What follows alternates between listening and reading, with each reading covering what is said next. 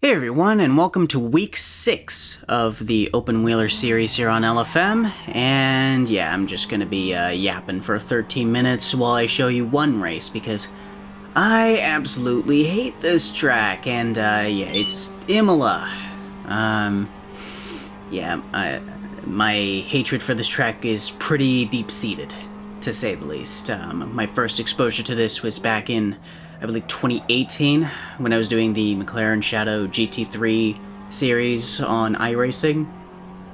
And this was, I believe, like, one of the, I'd say, like, this is, like, one of the 3 tracks I suffered at the most. Like, there, because the schedule, I think it was, like, Silverstone? Sorry. Brands Hatch. Brands Hatch round 1. Then there was Zolder, which I was kind of at. Like, I was pretty much best of the rest there. Then there was Coda. And I did pretty well there, all things considered. Did run into the track limits, honestly. And then there was Imola for round 4. And yeah, I absolutely... I had a few moments here. And round 5 was Suzuka, which I had a few battles, but ended up spinning out on the final lap, but that's whatever. But yeah, that's only my first brush with this track. I also, I think it was the Formula Renault 3.5 I tried running here, and it was just miserable. Because, like, it was the scan where it was... They still had the sausage curbs on Variante Alta and the first chicane. I can't remember what it's called. But, yeah, utterly miserable. And speaking of utterly miserable, this lap right here, I was not satisfied with. The 43.9. Like, I ideally wanted to be like a mid-43, but considering it was like a very hot track and a very not grippy track, I think it was alright, and it was good enough for pole. But yeah, and then cutting to the race start here. I do get a decent start here, but you're going to see later on in the lap I do make a critical mistake. But yeah, anyways, what else? Then there was Formula Trout. Oh wait, no. Then there was the Assetto Corsa Competizione DLC, and tried it out there, and it just didn't click for me.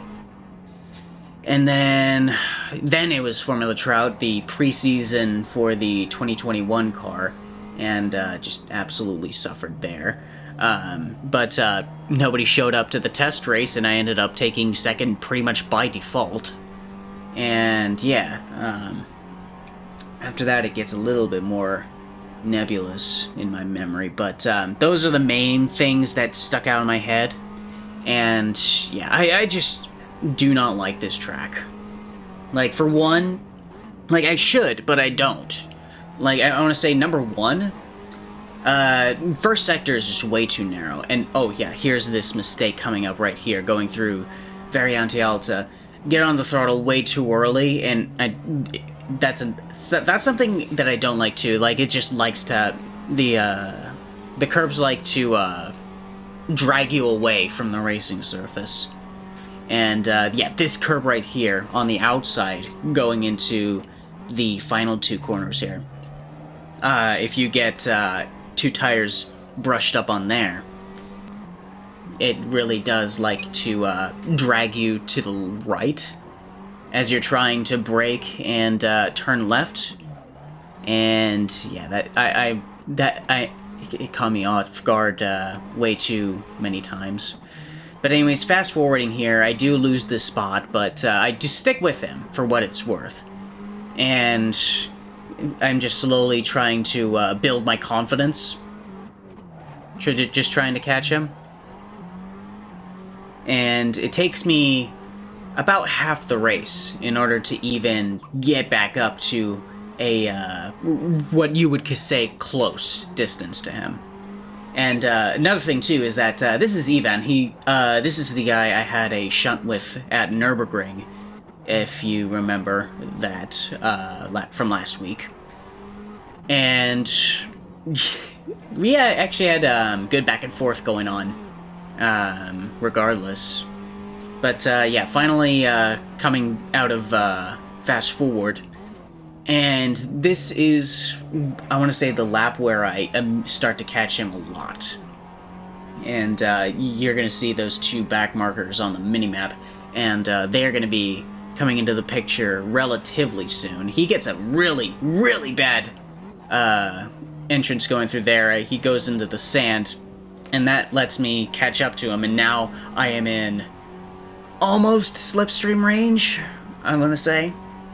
But not quite there. I do set a fastest lap, which is a 10th faster than my qualifying lap, funny enough. But yeah, so now I'm just kind of stuck behind him, trying to find whatever opportunity I can find to overtake him. And there's this thought in my back of my head that I'm just gonna have to wait until that start-finish straight in order to even try and attack him. But needless to say, I just do a good job of keeping him. I think about a move up here, but I think twice about it. Thankfully, it doesn't cost me too much time. And we are rapidly coming in on those back markers ahead. So that's another thing that I've got going on in my head. Am I going to have to use the back markers as a pick? Am I going to have to take note of them? But yeah, I do take... what is it? Not Tosa. But I do take that turn. I am being a lot more conservative than what I usually am with this track. Especially considering that it's just... That's another thing, too. It's far too narrow and far too punishing, I want to say, for going off track. Like, the sand trap... It's a bit hard to explain. But yeah, coming onto the main straight, or is it the next lap? I think it's the next lap where I get him. But yeah, let me just show you first sector, like, what I mean, because going into this first turn here, you know, brake a little bit after the 100 board, and you can really... Like, if you go beyond the white arches on the white arched curb, it just launches your car. Like, regardless. And yeah, I have to back out and catch that slide as well, as, because he actually had a bit of a moment going through, the Villeneuve chicane, I believe it's called. But, yeah, like, there is just very little room for error in those first two chicanes. Like, unless you want to really take things very conservatively, there's just simply no room for error. Because if you don't take enough curb, you absolutely miss the apex, but if you take too much curb, you end up just launching the car and destabilizing it, whether it be, like, the front wheels launching off, or in the case of the Variante Alta, just destabilizing the rear. And what else? Oh yeah, AccuMinerale. The bumps there, like, they are just incredibly hard to see. And yeah, here I am. I do get a very bad mid-corner through there, but he ends up getting a very bad exit. So I actually end up getting into the slipstream, and I just end up gaining on him, like, just out-dragging him. So, I'm pulling along the outside here, still pulling him, still pulling him, still pulling him. Eventually, I do clear him, and then I do complete the move, and I'm able to use the racing line for the first chicane. And, yeah.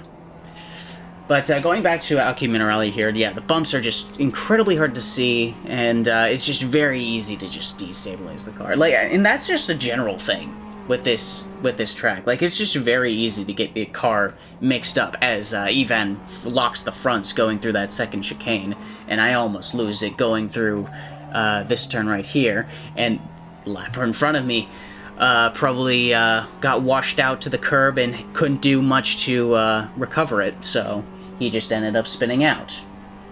And yeah, it's just... like I said, I should be liking this track, but I don't. And I don't know, like something just doesn't click here. As once again, I have a bit of a moment coming out of Acumen Rally, and Ivan actually gains a little bit of time on me here.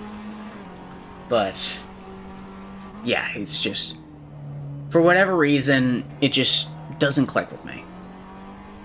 And I don't know if this is going to be like a lifelong hatred or if I'm going to warm up to it eventually, but right now, I just want to take my... Well, I may as well just spoil it now. I do end up just going on to the win. But, yeah, I just want to take my win and go, honestly. Like, even more than Nürburgring. Like, at least with Nürburgring, I had, like, outside circumstances messing with me. It's not like the track itself just being shit. I'm just gonna say it right now. Imola's shit. I don't know what to say after that, honestly. Like, I still got another 2 minutes and some odd seconds to go, but yeah, I just do not like this track. And yeah, so I guess we'll jumping back to what's on screen now. I have caught up to the second lap car, and he does kind of get out of the way. Well, hang on, we have to go through the second sector first, and yeah, so Ivan is still on my tail at this point. So he's still within a chance of, yeah, that happened. Yeah, he just got incredibly mixed up at Acumen Rally and ended up just doubling the gap between me and him. And then, while this is happening, the lapper I end up catching it to him. He does move over off the racing line, but it does take him until right before the braking zone to fold back in line, and I do let the rear tire slide here. And yeah, so rest of this race was completely uneventful. Ivan actually kind of just slid further and further back. I think he just kept making like minor mistakes until eventually I just took home the win. And you're gonna see this right here. In fact, actually, we're gonna go to the final lap here, and I believe I have it edited, so we're gonna see a bit of a moment where I almost threw it away in the second sector. Once again at Acumen Rally, who would have guessed?